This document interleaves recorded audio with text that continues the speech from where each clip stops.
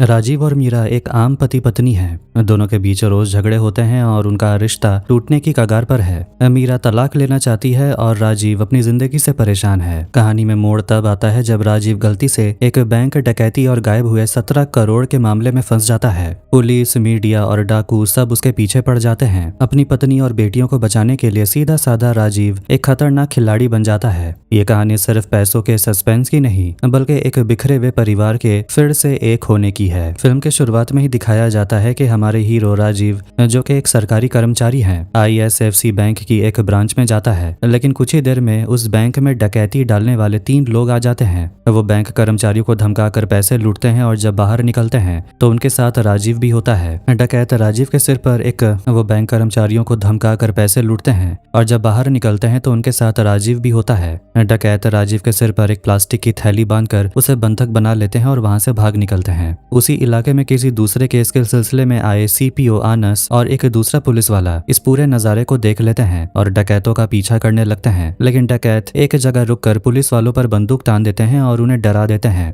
अजीब बात यह थी कि इस आनस का डकैतों के साथ कोई ना कोई कनेक्शन जरूर था। जैसे ही आनस ने आंखों ही आंखों में इशारा किया, डकैतों में से एक ने पुलिस की जीप पर गोली चला दी और राजीव को साथ लेकर फिर से रफू चक्कर हो गया। लेकिन एक राहगीर ने यह सब देख लिया और अपने फोन में वीडियो रिकॉर्ड करके सोशल मीडिया पर वायरल कर दिया। इससे पुलिस महकमे की बहुत किरकिरी हुई और सीनियर ऑफिसर ने आनस की जमकर क्लास लगाई। उधर डकैत जिस गाड़ी से भागे थे उसमें उन्होंने आग लगा दी और पहले से खड़ी करके रखी हुई एक टैक्सी में बैठकर हाईवे की तरफ निकल पड़े। ये तीनों डकैत अलग अलग जगहों पर काम करते थे। इन तीनों के नाम थे कोशी, पीटर और एलेक्स। वो राजीव को फिर से तंग करने लगते हैं और कहते हैं, हम आराम से डकैती कर रहे थे, तुझे ऐसी क्या अकड़ थी जो बीच में टांग अड़ाने आ गया। इन तीनों की आपस की बातचीत सुनकर राजीव को एक बात समझ आ जाती है कि इनके साथ एक चौथा इंसान भी शामिल है, जिसकी मदद से इन लोगों ने इस डकैती को अंजाम दिया है। वो राजीव के सिर पर थैली बांधकर उसे सड़क के बीचों बीच उतार देते हैं। लेकिन जब पीटर उसे छोड़कर जाने लगता है तो राजीव किसी तरह उसे हाथापाई करता है और उसकी टी-शर्ट पर लगी नेम प्लेट उखाड़ लेता है। पीटर एक कैफे में काम करता था और उसने वहीं का यूनिफॉर्म पहन रखा था। जब डकैत गाड़ी में वापस बैठकर आगे बढ़ते हैं तब पीटर को एहसास होता है कि उसकी नेम प्लेट गायब है। वो तुरंत गाड़ी मोड़कर वापस राजीव के पास आते हैं और उसे जान से मारने के इरादे से गाड़ी उसकी तरफ बढ़ाते हैं। लेकिन तभी राजीव की दोनों तरफ से 2 बड़े बड़े ट्रक्स आते हैं। ये देखकर डकैत डर जाते हैं और गाड़ी मोड़ने की कोशिश करते हैं, लेकिन उनकी गाड़ी का बहुत भयानक एक्सीडेंट हो जाता है और तीनों की मौके पर ही मौत हो जाती है। गाँव वालों ने राजीव को हॉस्पिटल पहुंचाया। इस हादसे की खबर मिलते ही आनस भी वहां पहुंचता है। तब उसे पता चलता है कि तीनों डकैत मारे जा चुके हैं। पुलिस उनकी लाशों को ले जा रही थी। तभी किसी की नजर पड़े बिना आनस चुपके से एलेक्स की जेब से उसका फोन निकाल लेता है। दरअसल डकैतों में से एलेक्स के साथ ही आनस का सीधा कनेक्शन था। आनस जानता था कि अगर पुलिस ने एलेक्स का फोन चेक किया तो उसका नाम भी सामने आ जाएगा। डकैतों के साथ मिलकर इस पूरी चोरी की प्लानिंग बनाने वाला चौथा आदमी खुद आनस ही था। उधर पुलिस राजीव से पूछताछ करने हॉस्पिटल पहुंचती है। राजीव की पत्नी मीरा भी यह खबर सुनकर वहां आती है। मीरा एक होटल में रिसेप्शनिस्ट थी। उसकी 2 बेटियां थी, बड़ी बेटी जिया और छोटी बेटी अमला।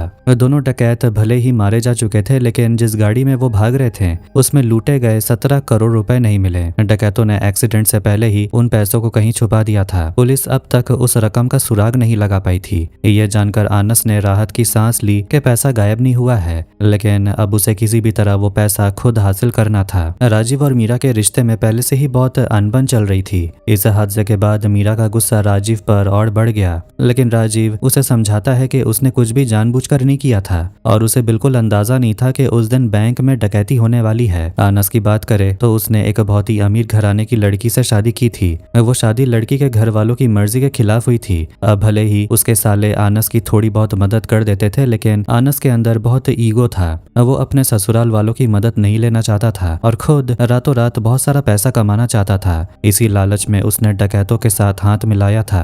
राजीव जब हॉस्पिटल से घर लौटता है तो उसकी बड़ी बेटी जिया उससे ठीक से बात भी नहीं करती। सिर्फ छोटी बेटी अमला ही अपने पिता के साथ हंसती बोलती है। जब अमला उससे कोई कहानी सुनाने को बोलती है तो राजीव उसे कछुए और खरगोश की कहानी के बहाने अपने और मीरा के रिश्ते का सच सुनाने लगता है। ये कहानी मीरा भी सुन लेती है। असल में राजीव उस दिन ISFC बैंक अपनी पत्नी के लिए नहीं बल्कि बैंक के एक कर्मचारी से मिलने गया था। मीरा का उस कर्मचारी के साथ अफेयर चल रहा था। राजीव वहाँ सिर्फ ये कहने गया था कि वो ये चक्कर खत्म करे और उसकी पत्नी को छोड़ दे। राजीव जब बैंक में बैठा इसी बात पर सोच विचार कर रहा था तभी वो डकैत वहाँ पर आ धमकते हैं। बंदूक की नोक पर डकैत सभी को जमीन पर लिटा देते हैं। उसी वक्त पास बैठी एक औरत चुपके से राजीव की तरफ फोन खिसका कर पुलिस को फोन करने को बोलती है। जब राजीव छिपकर फोन मिलाने लगता है तो डकैत उसे देख लेते हैं और उसकी पिटाई कर देते हैं। हाथापाई के दौरान राजीव की जेब से एक बंदूक नीचे गिर जाती है। ये देखकर बैंक के लोग और डकैत दोनों दहल जाते हैं। डकैत आपस में ही एलेक्स पर भड़कने लगते हैं और कहते हैं तो जिस चौथे बंदे को हमारे साथ लाया था कहीं ये उसी का भेजा हुआ जासूस तो नहीं जो हम पर नजर रख रहा था। डकैतों के बीच आपस में ही बहस शुरू हो जाती है। ये सब देखकर राजीव सब समझ जाता है। इसके बाद डकैत उसे अपने साथ बंधक बनाकर ले जाते हैं। अगले दिन सुबह जब राजीव काम पर निकलने लगता है तो पुलिस उसे पूछताछ के लिए थाने ले आती है, लेकिन पुलिस रोज उसे थाने लाकर बिठाए रखती है और कोई खास पूछताछ भी नहीं करती। रोज रोज थाने के चक्कर काट काट कर राजीव तंग आ चुका था। ये मामला मीडिया में बहुत बड़ा बन चुका था। अखबारों में डकैतों के भागने वाले रास्ते का नक्शा छप चुका था। उसी इलाके में रहने वाले एक कारपेंटर जेकब और उसकी पत्नी मॉली भी ये खबर देखते हैं। खबर में लिखा था कि डकैतों ने रास्ते में ही कहीं वो 17 करोड़ रुपए छुपाए हैं। पैसों के लालच में जेकब भी अखबार में दिए रास्ते पर छानबीन करने निकल पड़ता है, लेकिन उसके जैसे ढेरों लोग उस 17 करोड़ की तलाश में भटक रहे थे। फिर भी किसी के हाथ कुछ नहीं लगा। पुलिस, आम जनता और आनस सब उस रकम के पीछे पड़े थे, पर पैसा जैसे गायब हो चुका था। यहाँ एक फ्लैशबैक दिखाया जाता है। डकैती की प्लानिंग के वक्त आनस ने डकैतों को सलाह दी थी कि पैसे लूटने के बाद रास्ते की एक छोटी सी दुकान में छुपा देने। आनस ने बताया कि उस इलाके में कोई सीसीटीवी नहीं है और वो एक ब्लाइंड स्पॉट है। हालांकि डकैतों पीटर और कोशी को आनस पर पूरा भरोसा नहीं था, क्योंकि आखिरकार वो था तो पुलिस वाला ही। उन्हें डर था कि कहीं वो धोखा न देते, लेकिन एलेक्स ने अपने साथियों को यकीन दिलाया था कि आनस धोखेबाज नहीं है और उसे भी पैसों की सख्त जरूरत है। डकैतों की मौत के बाद आनस उस दुकान पर जाकर देखता है, लेकिन डकैतों ने प्लान के मुताबिक वहाँ पैसे नहीं छुपाए थे। उधर डकैतों को आंखों के सामने देखकर भी ना पकड़ पाने के जुर्म में पुलिस डिपार्टमेंट ने आनस को सस्पेंड कर दिया था। आनस राजीव के पास आकर कहता है मेरी सस्पेंशन और आपकी ये मुसीबत तभी खत्म होगी जब वो पैसा मिलेगा, क्या आप मेरी मदद करेंगे? लेकिन तभी वहाँ कई पुलिस वालों को आता देख आनस तुरंत खिसक लेता है। पुलिस लगातार राजीव पर नजर रखे हुए थी। उन्हें शक था कि राजीव भी इस डकैती की साजिश में शामिल था। राजीव जहाँ भी जाता सादे कपड़ों में पुलिस वाले उसके पीछे लगे रहते हैं। जब राजीव को अपने फ्लैट के बाहर उन पर शक होता है तो वो उनसे भिड़ जाता है। पुलिस वाले खुद को पुलिस बताकर राजीव की पिटाई कर देते हैं। इसके बाद सीनियर ऑफिसर राजीव को दोबारा हिरासत में लेते हैं और सख्ती से पूछताछ करते हैं। तुम उस बैंक में क्यों गए थे? तुम्हारा वहाँ कोई अकाउंट भी नहीं है। आधे घंटे तक चुपचाप वहाँ बैठने की क्या वजह थी? कुछ लोगों का कहना है कि तुम्हारी जेब से बंदूक गिरी थी। सच बताओ वरना छूटोगे नहीं। लेकिन राजीव बिल्कुल चुप रहता है। राजीव की मारपीट की खबर सुनकर मीरा थाने पहुंचती है। उसे समझ आ जाता है कि पुलिस राजीव को सिर्फ इसीलिए रोक कर बैठी है क्योंकि वो बैंक जाने का मकसद नहीं बता रहा। मीरा खुद पुलिस के सामने जाकर सच कबूल करती है। राजीव आपसे एक बात छिपा रहा है। मेरा उस बैंक के कर्मचारी के साथ अफेयर था। राजीव उसी से बात करने बैंक गया था। वो पुलिस को उस कर्मचारी की सारी डिटेल्स देती है जिसका नाम श्रीकांत था। लेकिन जब पुलिस श्रीकांत को बुलाकर पूछताछ करती है तो वो साफ मुकर जाता है। वो कहता है कि वो किसी मीरा को नहीं जानता और उसका उससे कोई लेना देना नहीं है। मीरा को समझ आ जाता है कि श्रीकांत ने मुसीबत देखकर उसे धोखा दे दिया है। सच्चाई सामने आने पर पुलिस फिलहाल राजीव को मीरा के साथ जाने देती है, लेकिन मीडिया उसका पीछा नहीं छोड़ती। पाला नंदन नाम का एक मशहूर यूट्यूबर वीडियो बनाकर दावा करता है कि इस पूरी डकैती का असली मास्टरमाइंड खुद राजीव ही है। वही डकैतों के साथ मिला हुआ था और उसकी पत्नी को भी सब पता है। उसने सबको बेवकूफ बनाकर 17 करोड़ रुपए खुद ही छिपा कर रखे हैं। ये वीडियो इंटरनेट पर वायरल हो जाता है और लोग इस पर यकीन कर लेते हैं। अब जब भी राजीव और मीरा रास्ते में निकलते हैं लोग उन्हें घूर घूर कर देखने लगते हैं। हर किसी के दिमाग में बस एक ही बात थी कि 17 करोड़ इन्हीं के पास हैं और किसी तरह इनसे ऐंठने हैं। एक दिन जब राजीव अपने ऑफिस में बैठा था तभी मारे गए डकैतों में से एक पीटर का साला वहां आ धमकता है। वो राजीव को खुलेआम धमकी देते हुए कहता है मेरा जीजा तो मारा गया, लेकिन उसकी पत्नी और बच्चे के गुजर बसर के लिए वो पैसा चाहिए। उसमें मेरे जीजा की भी मेहनत थी। तुम अकेले पूरा 17 करोड़ हड़प नहीं सकते। पीटर का साला राजीव से 17 करोड़ में अपना हिस्सा मांगता है, पर राजीव मना कर देता है। सस्पेंडेड पुलिस वाला आनस भी पैसों के लिए राजीव के पीछे पड़ा है। कुछ लड़के राजीव को तंग करते हैं। राजीव उन्हें पीटता है तो वो उसकी बेटी को धमकाते हैं।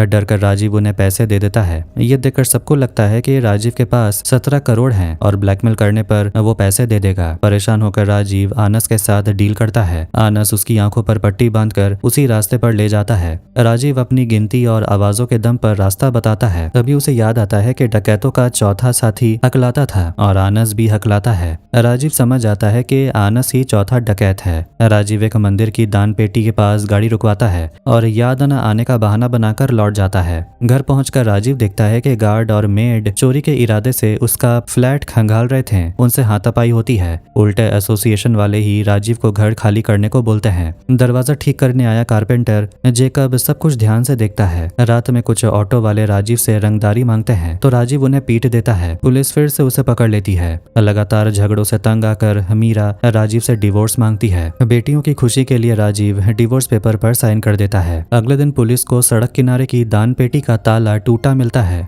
आनस वहां पहुंचकर समझ जाता है कि डकैतों ने 17 करोड़ उसी नकली दान पेटी में छिपाए थे और ताला तोड़कर पैसे राजीव ले गया है। आनस अपना सस्पेंशन रद्द करवाकर राजीव का शिकार करने निकल पड़ता है। उधर मीरा घर पहुंचती है तो देखती है कि छोटी बेटी अमला 500 के नोटों से खेल रही थी। बेड के नीचे बैग में पूरे 17 करोड़ रुपए रखे थे। तभी कारपेंटर जेकब आता है और अमला उसे नोटों की गड्डी थमाने लगती है। मीरा बहाना बनाती है ये नकली नोट है, पर जेकब समझ जाता है कि 17 करोड़ इसी घर में है। राजीव के आते ही मीरा उस पर भड़क जाती है, पर राजीव की बात सुनने को तैयारी नहीं होती। राजीव और मीरा फिर से बहस करने लगते हैं, जिससे जिया बहुत डर जाती है। असल में थाने से छूटते ही राजीव सीधा उस नकली दानपेटी के पास गया था और रात में ही पूरा पैसा निकालकर कार की डिक्की में भर लिया था। आनस को जब पक्का यकीन हो जाता है कि 17 करोड़ राजीव के पास ही है तो वो अपने सालों के साथ हाथ मिलाता है। कहता है कि वो सीधा आदमी नहीं है, आसानी से पैसे नहीं देगा। तुम लोग साथ दो तो पैसे हड़प कर आपस में बांट लेंगे। ये सुनकर उसके साले तैयार हो जाते हैं। इधर कारपेंटर जेकब छिपकर राजीव को कार की डिक्की में पैसे रखते देख लेता है। वो राजीव को कॉल करके कहता है, मुझे पता है आपके पास चोरी का माल है, मुझे बस 70 लाख रुपए चाहिए। मैं कोई हंगामा नहीं करूंगा और शांति से चला जाऊंगा। राजीव गुस्से में फोन काट देता है। तभी मारे गए डकैत पीटर का साला वहां पहुंच जाता है। जेकब को समझ आ जाता है कि वो राजीव पर हमला करने आया है। जेकब तुरंत राजीव को आगाह करता है कि बाहर कुछ गुंडे खड़े हैं, इसलिए कोई भी आए तो दरवाजा मत खोलना। राजीव समझ जाता है कि 70 लाख मांगने वाला फोन कॉल इसी जेकब का था। राजीव हिम्मत जुटाकर बाहर आता है। जेकब के हाथ से डंडा छीनकर गुंडों को खदेड़ देता है। फिर वो जेकब से साफ कहता है कि अगर उसने पुलिस को बताया तो उसका ही नुकसान होगा। लेकिन राजीव जानता था कि कई लोगों को पैसों का शक हो चुका है, इसलिए और वो उसके बच्चों को किडनैप कर सकते हैं, इसलिए वो पैसों का पीछा छुड़ाने और परिवार को बचाने के लिए जेकब के साथ मिलकर एक नकली किडनैपिंग की प्लानिंग करता है। जेकब अगले दिन स्कूल के बाहर से राजीव की बेटी अमला को किडनैप करेगा। फिर वो नकली किडनैपर बनकर राजीव से 17 करोड़ की फिरौती मांगेगा। राजीव जनता को दिखाने के लिए पूरे पैसे किडनैपर को देकर बेटी को छुड़ा ले आएगा। इससे सबको लगेगा कि राजीव के पास अब 1 रुपया भी नहीं बचा और परिवार सुरक्षित हो जाएगा। जेकब अपनी पत्नी मौली के साथ तैयारी शुरू करता है। वो घर में अमला के लिए बिस्किट स्नैक्स लाता है और रास्ते से एक लावारिस कार जिसमें चाबी लगी थी उसे चोरी कर लेता है। लेकिन अगले दिन प्लानिंग पूरी तरह फेल हो जाती है। अमला को किडनैप करने से पहले ही कोई और बड़ी बेटी जिया को किडनैप कर लेता है। पुलिस और घबराई हुई मीरा मौके पर पहुंचती है, लेकिन अमला बिल्कुल कूल होकर जिया का बैग टांग कर अकेली चली आ रही थी। पुलिस के पूछने पर अमला मासूमियत से कहती है, पापा ने कहा था कि एक अंकल मुझे लेने आएंगे और ये एक गेम है, इसलिए मुझे लगा कि दीदी को पापा का कोई दोस्त ले गया होगा। पुलिस को शक होने लगता है कि खुद राजीव ने ही अपनी बेटी को किडनैप करवाया है। टॉयलेट में मीरा जब अमला से पूछती है तो बच्ची बताती है कि राजीव ने उसे पहले समझा दिया था कि एक अंकल उसे गाड़ी में ले जाएंगे और सुबह वापस छोड़ देंगे। मीरा तुरंत राजीव को कॉल करती है। राजीव घबराकर कहता है, मुझसे बहुत बड़ी गलती हो गई और मैं सब कुछ ठीक कर दूंगा। घर में मीरा जब बेड के नीचे से पैसों का बैग ढूंढती है तो वो गायब मिलता है। आनस ये सब नोटिस कर लेता है और समझ जाता है कि राजीव ने पैसे कहीं छुपा दिए हैं। तभी राजीव को असली किडनैपर का कॉल आता है। 17 करोड़ दो वरना जिया को मार देंगे। ये किडनैपर कोई और नहीं बल्कि आनस के साले थे। उन्होंने पैसों के लिए जिया को उठा लिया था। अपनी बेटी को बचाने के लिए राजीव तुरंत जेकब को कॉल करता है और फ्लैट के दूसरे हिस्से में छिपे पैसों के कचरे के डिब्बे में डालकर चुपके से बाहर निकालने को बोलता है। जेकब पुलिस की नजरों से बचकर पैसे निकालता है और उसी चोरी की कार की डिक्की में भर देता है। लेकिन जैसे ही जेकब गाड़ी लेकर निकलता है, कार के असली मालिक उसे देख लेते हैं और अपनी कार का पीछा करने लगते हैं। मजे की बात यह थी कि वो कार मालिक खुद आनस के साले के गैंग के गुंडे थे। वो अपनी चोरी हुई कार का पीछा कर रहे थे और उन्हें जरा भी अंदाजा नहीं था कि जिस 17 करोड़ को वो ढूंढ रहे थे वो उसी कार की डिक्की में पड़ा है। गुंडे जेकब की गाड़ी के आगे कार अड़ाकर उसे बाहर फेंक देते हैं और अपनी गाड़ी छीनकर निकल जाते हैं। जेकब तुरंत ये बात राजीव को बताता है और जिस तरफ कार गई थी वो रास्ता दिखा देता है। राजीव तेजी से उस कार का पीछा करता है क्योंकि डिक्की से पैसे निकालकर ही जिया को बचाया जा सकता था। लेकिन रास्ते में पुलिस उस कार को रोकने लगती है। अगर पुलिस ने डिक्की खोली तो तो पूरा 17 करोड़ पकड़ा जाएगा। इसलिए राजीव पुलिस का ध्यान भटकाने के लिए अपनी गाड़ी का जानबूझकर एक्सीडेंट करा देता है। एक्सीडेंट से ठीक पहले वो जेकब को कार का पीछा करने के लिए उतार देता है। पुलिस राजीव को रंगे हाथों पकड़ लेती है क्योंकि उन्हें लगता है कि बेटी के गायब होने के पीछे उसी का हाथ है। राजीव चिल्लाता है कि बेटी उसके पास नहीं है, किसी और ने उसे किडनैप किया है। आनस को जब पता चलता है कि राजीव गिरफ्तार हो चुका है तो वो समझ जाता है कि अब पैसे उस तक नहीं पहुंचेंगे। इसलिए वो अपने साले से कहकर मीरा को फोन करवाता है। साला मीरा को धमकी देता है, बेटी की जान बचानी है तो पैसों का इंतजाम करो। मीरा को पहली बार एहसास होता है कि उसकी बेटी राजीव के पास नहीं बल्कि असली किडनैपर्स के पास है। वो बदहवास होकर पुलिस से मदद मांगती है, पर पुलिस सिर्फ पैसों और राजीव के पीछे पड़ी थी। तभी आनस चुपके से मीरा को भड़काता है, पुलिस कुछ नहीं करेगी, पैसे देकर बेटी बचा लो। मीरा रोते हुए कहती है पैसे घर में ही थे, पर राजीव ने कहाँ छुपाए हैं उसे नहीं पता। मजबूर होकर मीरा मीडिया के सामने आकर रोते हुए किडनैपर से अपील करती है, मेरी बेटी को कुछ मत करना, मैं पैसे देने को तैयार हूँ, मुझे बस थोड़ा वक्त दो। ये खबर टीवी पर देखकर पूरे देश को यकीन हो जाता है कि 17 करोड़ राजीव के पास ही हैं।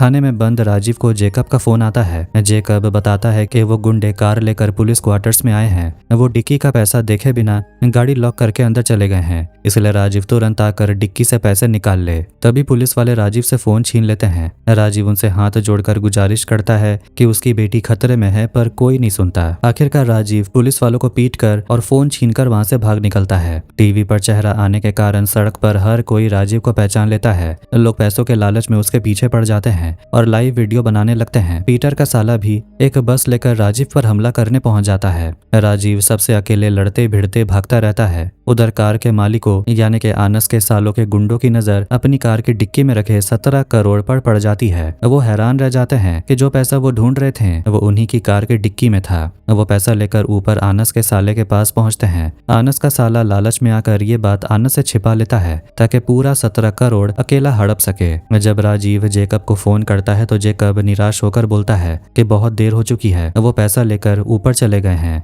आनस जब अपनी पुलिस क्वार्टर्स पहुंचता है तो देखता है कि उसके साले ने जिया को उसी कमरे में छिपा कर रखा है। साले ने आनस की पत्नी और बच्चे को पहले ही मायके भेज दिया था ताकि कोई शक न करे। जब राजीव पुलिस कस्टडी से भाग जाता है तो आनस का साला आनस को झांसा देकर कहता है, मेरी बदनामी हो रही है, मैं इस चक्कर से हट रहा हूँ। वो आनस को धोखा देकर पूरा पैसा अकेले लेकर भागने की फिराक में था। दूसरी तरफ मीरा बिना किसी मदद के अपनी बेटी की तस्वीर लेकर सड़कों पर भटकने लगती है और लोगों से पूछती रहती है, लेकिन ये वीडियो पूरे देश में वायरल हो जाता है और राष्ट्रीय मुद्दा बन जाता है। तभी राजीव एक नकली बंदूक लेकर उसी ISFC बैंक में घुस जाता है और सबको बंधक बना लेता है। वो चोरी करने नहीं बल्कि सरकार और पुलिस का ध्यान खींचने के लिए ये विरोध प्रदर्शन कर रहा था ताकि उसकी बेटी को बचाया जा सके। पुलिस तुरंत बैंक को घेर लेती है। जैसे ही पुलिस अंदर आती है राजीव अपनी नकली बंदूक फेंक देता है और खुद को सरेंडर कर देता है। राजीव का बैंक जाकर खुद सरेंडर करना पुलिस को समझ आ जाता है कि वो अपनी मर्जी से आया है। पुलिस की नाकामी देखकर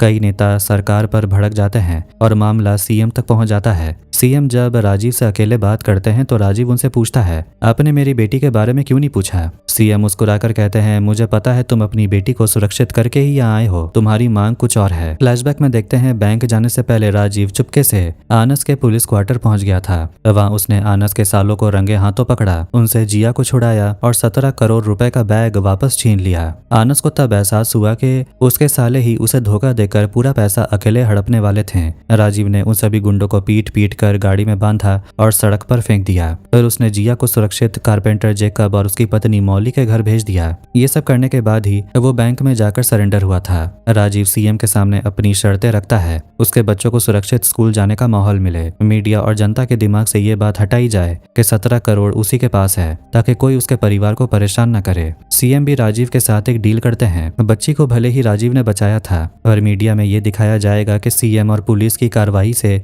बच्ची सही सलामत मिली थी। इससे सीएम को बहुत पब्लिसिटी मिलेगी। राजीव इस डील के लिए मान जाता है। अगले दिन मीडिया में खबर आती है कि पुलिस ने मुख्य आरोपी आनस और उसके साथियों को गिरफ्तार कर लिया है और जिया को सुरक्षित बचा लिया है। सीएम एक प्रेस कॉन्फ्रेंस करके बोलते हैं, राजीव कोई डकैत या अपराधी नहीं बल्कि इस हादसे का शिकार है। बैंक चोरी से उसका कोई लेना देना नहीं है और 17 करोड़ कहाँ है ये पुलिस अभी ढूंढ रही है। जनता का ध्यान राजीव से हटाने के लिए सीएम एक एमएलए के स्कैंडल का नया केस मीडिया के सामने उछाल देते हैं। पूरी मीडिया उस नए केस के पीछे भागने लगती है और राजीव पूरी तरह आजाद हो जाता है। फॉर्मेलिटी के लिए जिया को हॉस्पिटल ले जाया जाता है। वहाँ जेकब की पत्नी मौली राजीव से कहती है, जिया एक रात हमारे घर रही पर उसने अपनी माँ बाप के पास जाने के लिए एक बार भी जिद या रोना धोना नहीं किया। वो चुपचाप खाना खाकर सो गई। इतने छोटे बच्चे ऐसे बर्ताव नहीं करते। आपके घर के झगड़ों ने बच्चे को अंदर से तोड़ा है। ये बात सुनकर राजीव और मीरा को अपनी गलती का एहसास होता है कि उनके रोज रोज के झगड़ों का बेटियों पर कितना बुरा मानसिक असर पड़ा है। वो दोनों बेटियों को लेकर घर लौट आते हैं। सच्चाई सामने आने पर ऑटो वाले ने उनसे पैसे नहीं लिए और एसोसिएशन के लोगों ने अपनी गलतफहमी के लिए माफी मांगी और उनके लिए खाना लेकर आए। घर पर मीरा जब जिया से स्कूल जाने के लिए बोलती है तो जिया उदास होकर पूछती है, क्या आज भी जाना जरूरी है? राजीव मुस्कुराकर कहता है, नहीं, आज छुट्टी मनाओ। ये सुनकर जिया बहुत दिनों बाद अपने पापा को देखकर दिल से मुस्कुराती है। तभी राजीव को टेबल पर जेकब की एक चिट्ठी मिलती है। जेकब ने चिट्ठी में लिखा था, मैंने 17 करोड़ में से सिर्फ 70 लाख रुपए लिए हैं। आपने कभी नहीं पूछा मुझे वो पैसे क्यों चाहिए थे। सालों पहले मेरी बेटी की बीमारी के इलाज के लिए मैंने बहुत से लोगों से कर्ज लिया था पर मेरी बेटी मर गई। मैं उन सब मददगारों का कर्ज चुकाना चाहता था। 70 लाख से मैंने सबका कर्ज चुका दिया। बाकी के 16 करोड़ 30 लाख रुपए मैंने वापस उसी जगह सुरक्षित छुपा दिए हैं और ये उसी की चाबी है। उधर जेकब फोन करके एक एक करके उन सभी लोगों के पैसे लौटा रहा था जिन्होंने उसकी बेटी के इलाज में मदद की थी। इधर राजीव 16 करोड़ से भरा बैग लेकर घर आता है। राजीव और मीरा दोनों उन पैसों के ढेर को देखते रहते हैं। कमरे में दोनों को शांत देखकर बेटियां बाहर बात करती हैं, पापा जब ये पैसा फेंक आएंगे तो शायद घर का सारा झगड़ा हमेशा के लिए खत्म हो जाएगा। लेकिन राजीव और मीरा अब अपने सारे पुराने गिले शिकवे मिटाकर ठंडे दिमाग से उस 16 करोड़ का सही इस्तेमाल करने और एक नई शुरुआत करने की प्लानिंग कर रहे होते हैं। और यहीं पर फिल्म आई नोबडी फिल्म खत्म हो जाती है। तो कैसी लगी आज की स्टोरी कमेंट करके जरूर बताना। वीडियो पसंद आया तो वीडियो को लाइक कर दें, चैनल को भी सब्सक्राइब कर दें। मिलते हैं नेक्स्ट वीडियो में। Take care.